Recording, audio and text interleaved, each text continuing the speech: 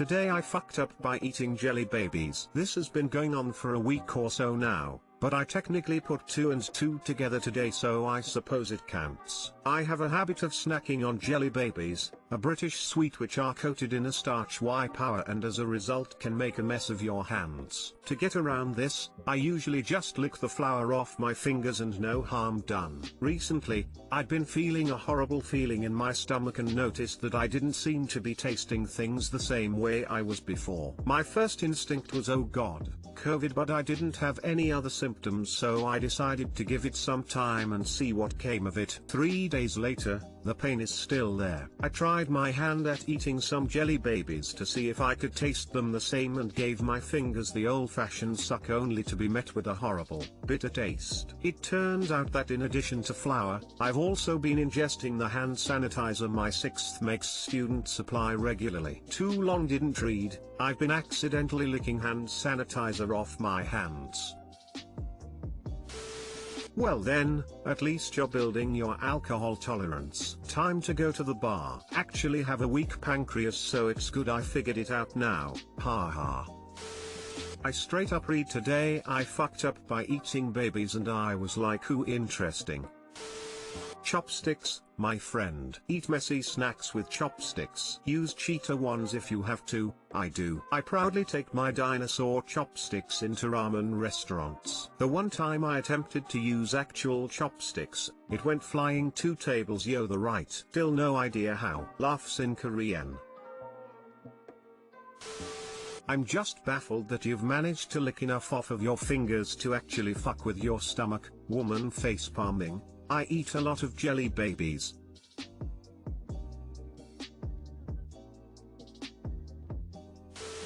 The old-fashioned suck. A horrible, bitter taste. That's the usual outcome. I should have expected that.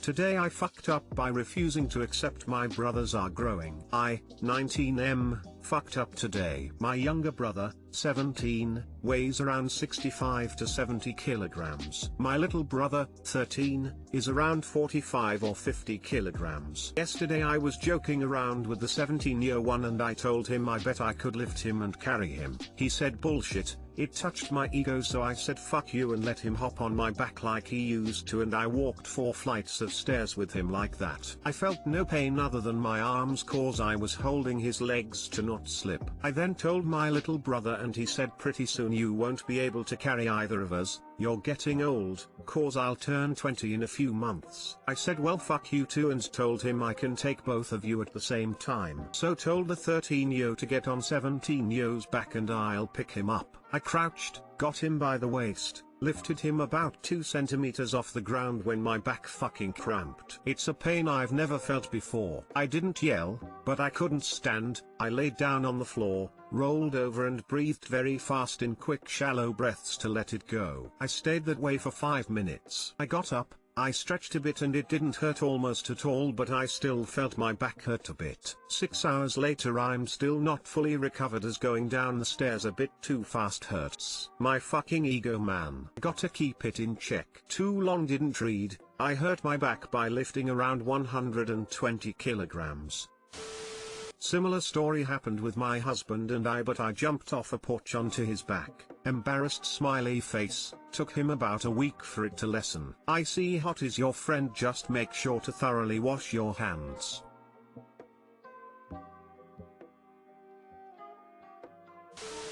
I tried to carry my 15-year-old son like a baby not too long ago. He's a sport and allowed it, and I have a pretty physically demanding job. I should be able to carry a skinny teenager, right? Wrong. He is solid muscle and 6 inches taller than me. I nearly died.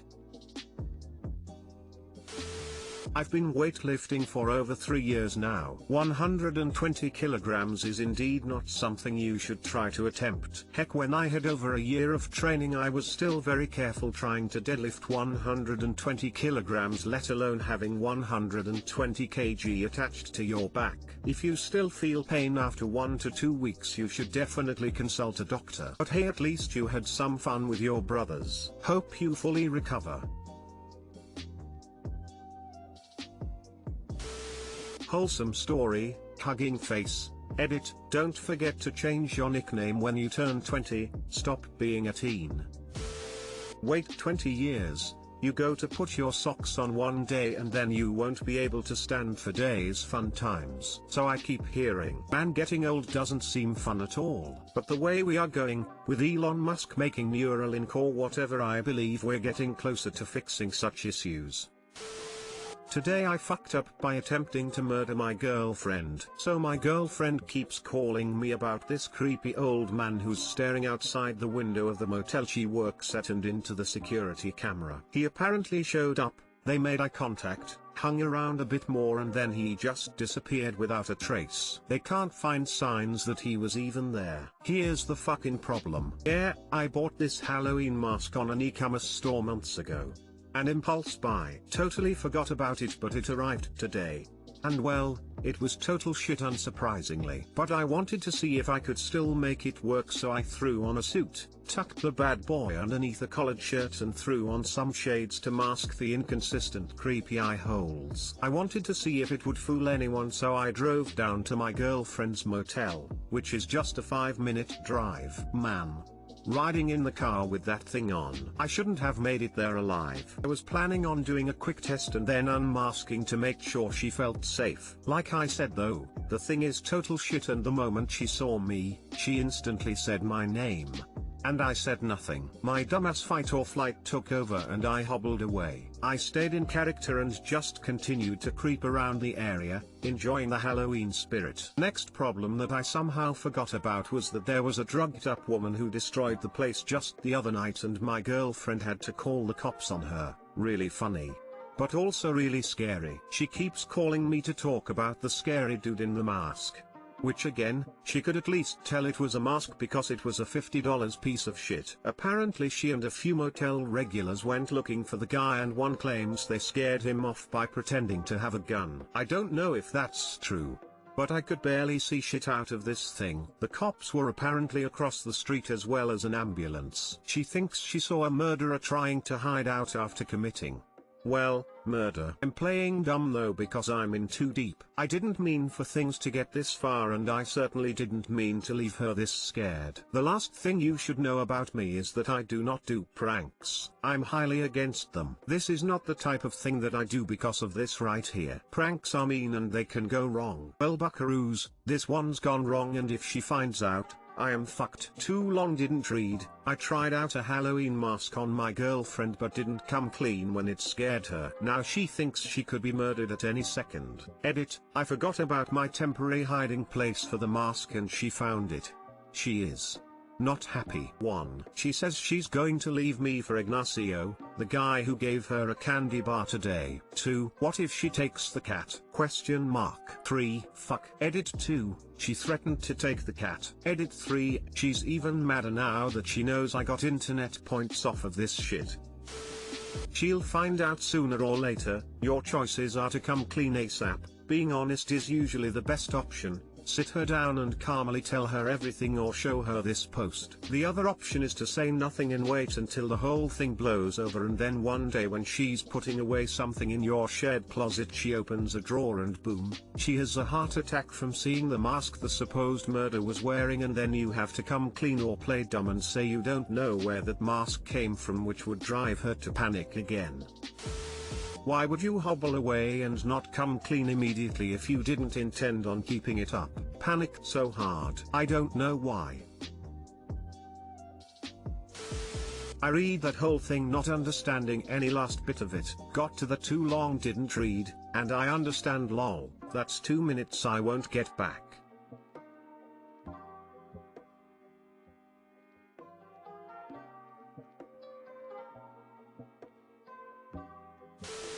The best thing to do is come clean. Sooner is better than later. Apologize, then apologize again, then do it some more. Accept whatever she tells you about how scared she was and what an idiot you were. Apologize again. The second best thing to do would be helping her feel safe again. Are you allowed to be on the property while she works? Be there to watch her walk in from her car, Watch the front door while she works, then watch her walk back to her car. Do this every night until she stops being scared. Too much work? Go back to option A. Another option would be to contact the police, find the officers who usually respond to that hotel, and come clean to them, then ask if they could go tell your gal that the investigation is closed. They found and talked with the guy who was loitering and he's no longer a threat. This has the advantage of being entirely true, but risks them telling her the whole truth. Another option would be to contact the police, find the officers who usually respond to that hotel, and come clean to them, then ask if they could go tell your gal that the investigation is closed. They found and talked with the guy who was loitering and he's no longer a threat. This has the advantage of being entirely true, but risks them telling her the whole truth. This op should totally do this.